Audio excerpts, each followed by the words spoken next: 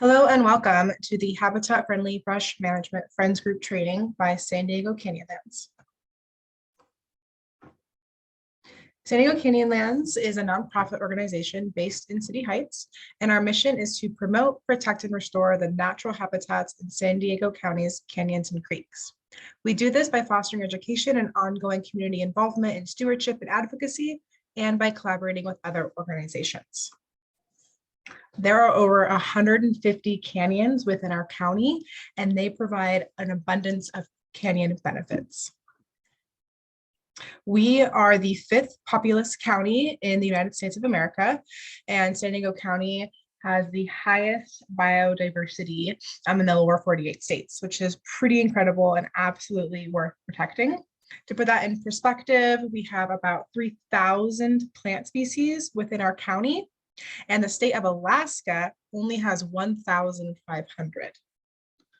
These canyons that we have in our county provide a suite of ecological benefits, and many of the species that are in our canyons are rare, threatened, and endangered, and they are at risk. There are many canyon benefits, including wildlife habitat, improved water quality, recreational opportunities for our nearby communities, utilizing nature as a classroom, and many others. One of the ways that we can protect our canyons and our communities is by using proper brush management. Proper brush management is equal to reduced wildlife risks. Non-native invasive plant species that are introduced by urbanization are often a very major fire risk, and as well don't make our canyons as healthy as they could be. These invasive species can also outcompete our native species, many of which are fire adapted. Removing the invasive plants and replacing them with our native plant species that are fire resistant can greatly reduce these fire risks. Now, brush management reduces fire hazards around structures to help protect life and property. So protecting our wildlife in our canyons, as well as protecting our canyon communities.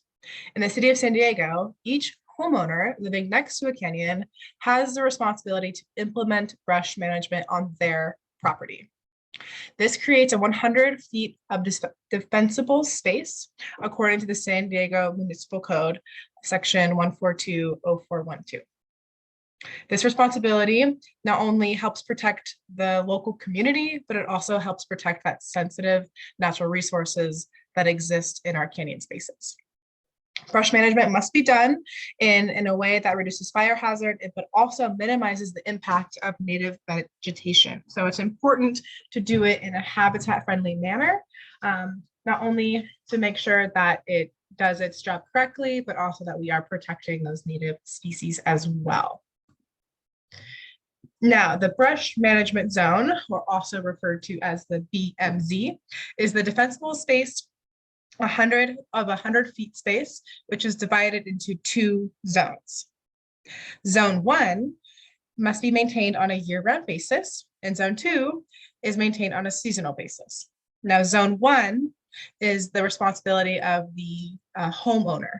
Zone 2 is the responsibility of the city of San Diego.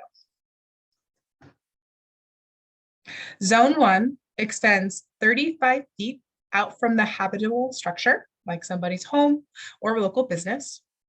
A home's backyard is normally within this zone, and it is the private property's owner's responsibility to maintain this section.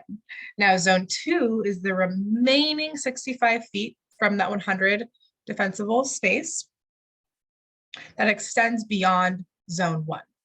This is usually the slope portion of the property and typically is on city land. Therefore, it is the city's responsibility to maintain brush management zone 2. Here is just a general idea of what that could look like. Of course, you have the structure, whether that is a business or a home. You have that 35 feet zone 1. That is normally the responsibility of the private citizen or the public property owner, or sorry, private property owner. And then zone 2 is typically the zone that extends down that slope. And that again is the responsibility of the city of San Diego. And then you see the native or naturalized vegetation area. That is those canyon spaces that we are trying to protect. So zone 1 is typically the backyards of homes, and we do suggest that they are maintained on a regular basis by thinning and pruning trees and plants, controlling those non-native weeds, and just maintaining those irrigation systems.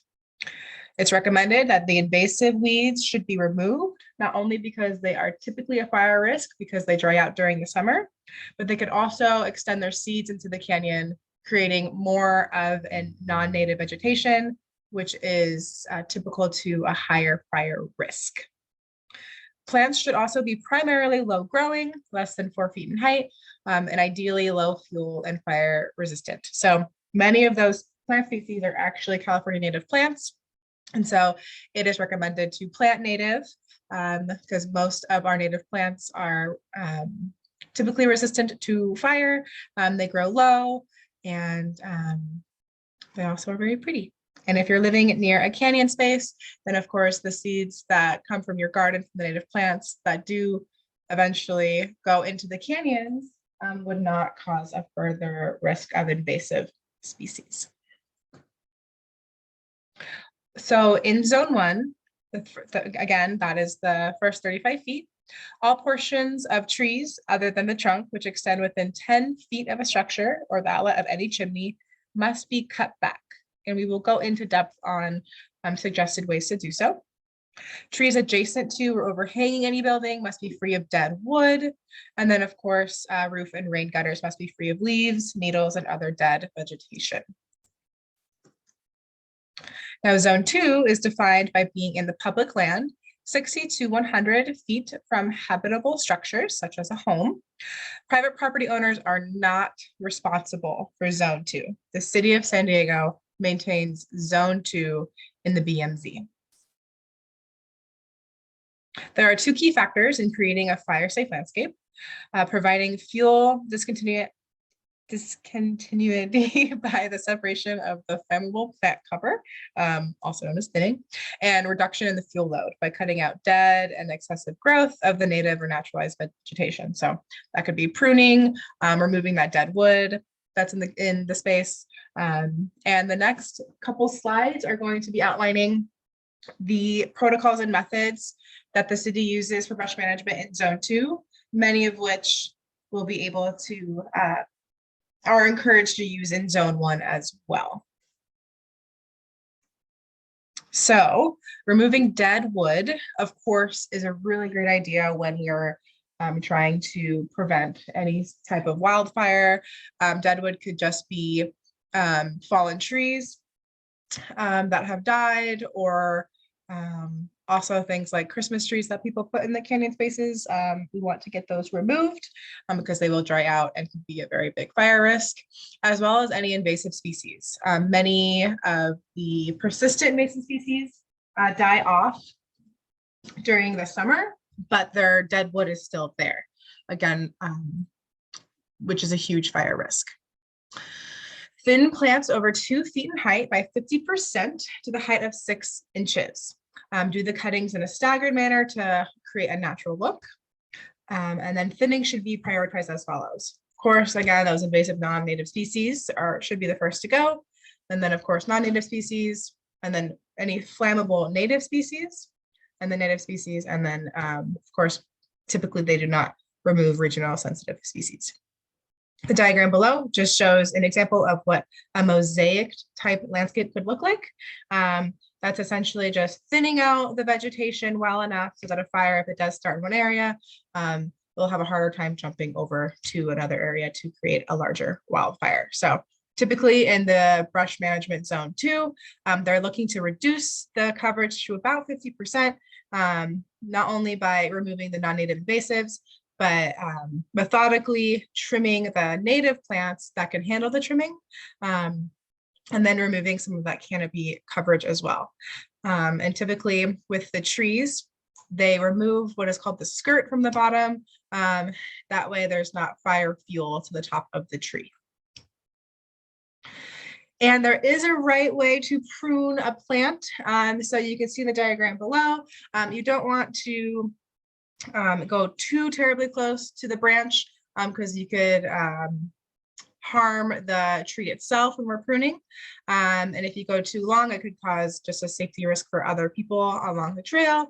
And again, also not ideal for the pruning. But you can see what's just right is pretty close to the branch of the tree, but giving just maybe 1/4 to 1/2 inch on the side. So prune remaining plants that are 4 feet or more in height, cut and shape into umbrellas. This means just pruning 1/2 of the lower branches to create an umbrella shaped canopy. Upper branches may be shortened to reduce the fuel load as long as the canopy is left intact. So pruning the chaparral shrubs promotes healthy growth. And again, there is that example. And this is an example of a chaparral plant before pruning, which is very full and the branches are extending onto the ground. And then this is an example after pruning. So you can see that it's kind of an umbrella shape. You have 4 feet from the bottom to the first branch, and it is thinned out. So again, to reduce that fire risk.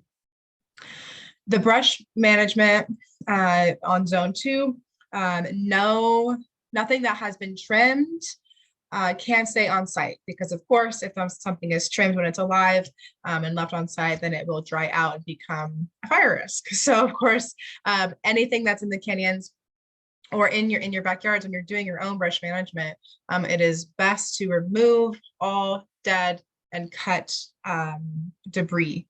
If you can, mulching it on site is great. It suppresses weeds, and that way you don't have to throw away things you cut. But if you can't mulch it, then please dispose of the debris and get it off site because, of course, left on site, it could pose a fire risk. So this is just an example of what brush management is ideally supposed to look like. So on the left side, you see an unmanaged area of the canyon space, as well as unpruned trees in the backyard. But on the right, you see that what it looks like after thinning and pruning. So of course, we want to try to save as many native plants as possible and first focus on the invasive non-native plants, and then the more potential fire risk natives. And then after that, go after any native plants that are to make sure that it's in that 50% zone. So again, this is just an example of what brush management can look like when it is done properly. So a couple recommended tools. Loppers are really great for pruning and lifting up those larger branches, as well as heavy duty shears. Hand saws and battery powered sawzalls are great. If possible, avoiding gas powered tools is ideal, not only because of the sound that it creates and can disturb the wildlife, but also for the potential of spilling gas. And again, we don't want to start any fires. But of course, weed whackers do come in handy, and some of those are gas powered, but they can also be electric as well. And then rakes and bags. So this is just a short list of helpful tools to make sure that you are successful in your brush management. And then a couple of helpful hints.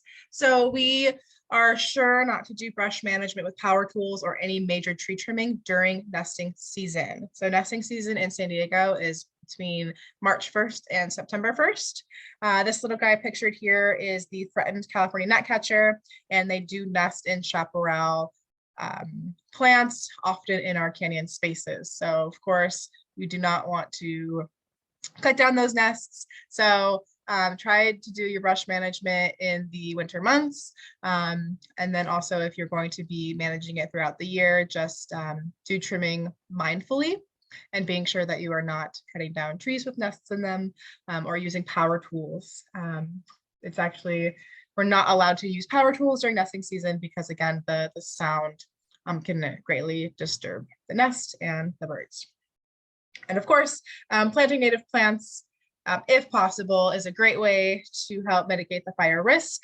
And then maintaining regularly throughout the year also is helpful as well. So of course, through our restoration teams, our community volunteers, the community members that live on canyons, and the City of San Diego staff, we are working to build resiliency through our urban canyons together, because of course, resilient canyons equals resilient communities. We will also be providing additional resources with this training that will be sent over to you, and also it is on our resource page online. And we thank you so much for taking the time to learn about the brush management zones and how you can be an advocate for our canyons and keep our canyons fire safe, and then also keep our communities fire safe. If you have any questions, please email info@sdcanyonlands.org. Thank you so much.